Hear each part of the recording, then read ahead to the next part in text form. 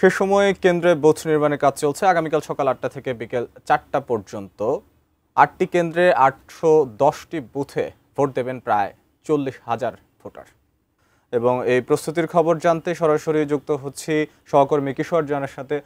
কিশোর, প্রচারণা শেষ এবং কালকে ভোট, ডাকসু নির্বাচনের প্রস্তুতির কি তথ্য আছে আপনার কাছে জানাবেন?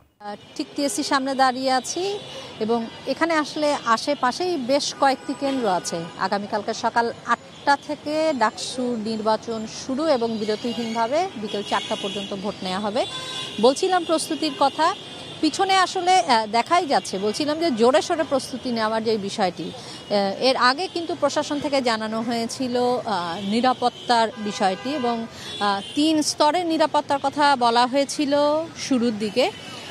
যদিও পরবর্তীতে আসলে সেনাবাহিনী সদস্যরা থাকবেন না, সেরকম একটি সিদ্ধান্তের কথা আমরা শুনেছি প্রশাসনের পক্ষ থেকে, কিন্তু নিরাপত্তায় আসলে পুলিশের পাশাপাশি প্রক্টোরিয়াল টিম যেরকম থাকছে, একই সঙ্গে বিএনসিসি সদস্য যারা আছে তারাও আসলে নিরাপত্তার জন্য কাজ করবেন।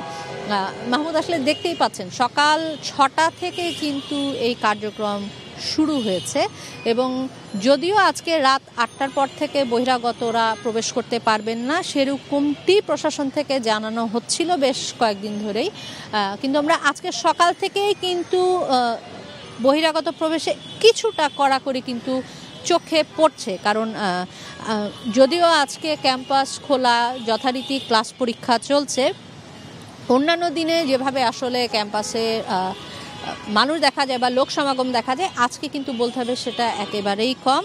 মূলত নিরাপত্তাজনিত কারণেই কিছুটা কড়াকড়ি করা এবং পুলিশ প্রশাসনের পক্ষ থেকেও কিন্তু আমাদেরকে সেরকমটিই জানানো হয়েছে। আজকে ভোর 6টা থেকেই মূলত ওনারা কাজ শুরু করেছেন এবং দেখতেই পাচ্ছেন যে ইতিমধ্যে পুলিশ কন্ট্রোল রুম বসানোর কাজটি কিন্তু চলছে এবং একই সঙ্গে পুলিশ কন্ট্রোল রুমের কাজের পাশাপাশি কিন্তু যেহেতু বলা হয়েছিল যে কেন্দ্রগুলোতে সিসিটিভি বসানো হবে নিরাপত্তাজনিত কারণে, সেই কাজগুলো কিন্তু আমরা চলতে দেখছি।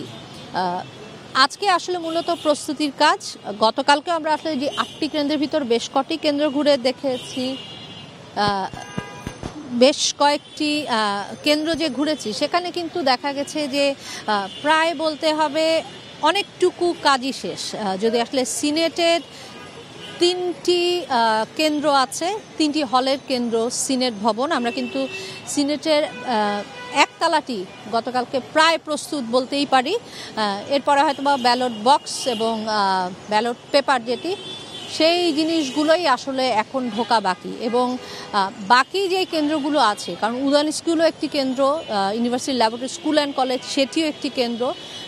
স্কুল খোলা থাকার কারণে কিছুটা তো সময় লাগবেই, তবে আজকের ভিতরে আসলে পুরোপুরি প্রস্তুত হয়ে যাবে সেরকমটি প্রশাসনের পক্ষ থেকে আমাদেরকে জানানো হয়েছে এবং ভোটার যারা আছে তাদের কথা বিবেচনায় রেখে কিন্তু প্রশাসন আমাদের জানিয়েছে, যেহেতু মেট্রো রেলের এই স্টেশনটি বন্ধ থাকছে বিশ্ববিদ্যালয়ের ভিতরে, শিক্ষার্থীরা যারা শাহবাগে আসবেন বা শাহবাগ দিয়ে ঢুকতে চাইবেন ক্যাম্পাসে, তাদের জন্য কিন্তু 8টি শাটলের ব্যবস্থা রাখা হয়েছে শাহবাগ থেকেই এবং সেটি ভোর 8:45টার সময় সেখান থেকে ছাড়বে এবং সেই 8টি শাটল 8টি কেন্দ্রে আসলে ভোটারদের নিয়ে যাবে। এর বাইরে কিন্তু বিশ্ববিদ্যালয়ের প্রতিদিনকার বা শিক্ষার্থীদের জন্য যে বাস সার্ভিসটি আছে সেটিও যেমন চালু রাখা হয়েছে, একই সঙ্গে কিন্তু ট্রিপও বাড়ানো হয়েছে। তো সব মিলিয়ে আসলে মাহমুদ বলতে হবে এখন পর্যন্ত নির্বাচনের প্রস্তুতি বেশ ভালো, কোনো ধরনের নিরাপত্তার শঙ্কাও দেখছেন না প্রশাসনের যারা আছেন তারা। আসলে কালকে সকালেই বোঝা যাবে যে ডাকসু নির্বাচনটি কেমন হয়, আমরা নতুন ভিপি কিংবা জিএসি আমরা আসলে কারা পাবে, শিক্ষার্থীরা কাদের নতুন করে ভিপি জিএস পাবে।